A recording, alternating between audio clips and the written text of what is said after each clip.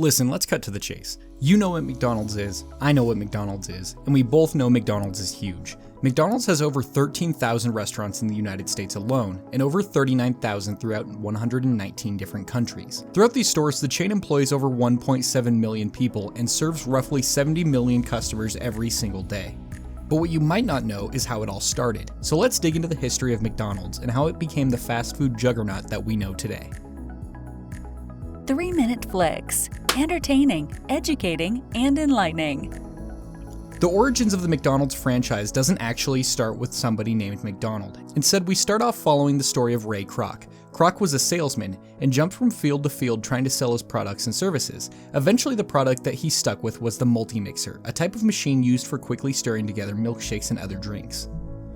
In 1954, Kroc visited a restaurant that he had sold a few Multimixers to. This restaurant was run by none other than Dick and Mac McDonald, and operated off of selling a very limited menu of burgers, fries, and drinks, allowing them to focus on a consistent quality and incredibly quick service. The brothers expressed their interest in becoming an expanded franchise, and Kroc would immediately step up to the plate. And a little under a year later, McDonald's Systems was born. Naturally, the restaurant was a hit.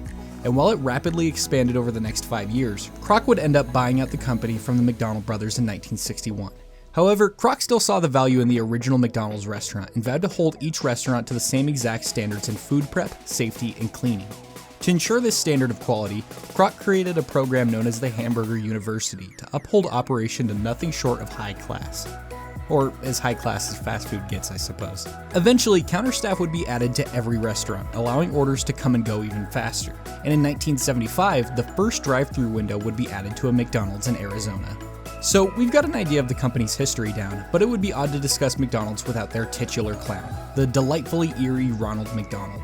In an effort to look more friendly and family-oriented, the clown would be enacted as the company mascot in 1963. While it was effective to a degree, as Ronald has become a largely iconic figure, the growing fear of clowns and the public becoming more critical of the idea of marketing towards children, Ronald has been all but retired for the McDonald's brand. Shortly after Ronald's inception, though, came the introduction of the Big Mac in 1968, which soon became the chain's best-selling item, right after its French fries.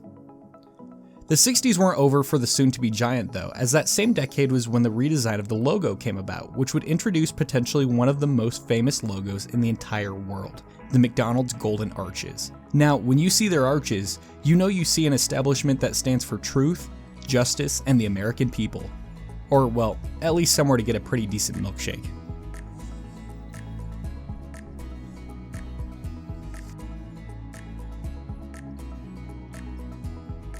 Three-minute flicks. Don't forget to subscribe and hit the notification bell. We create new videos weekly.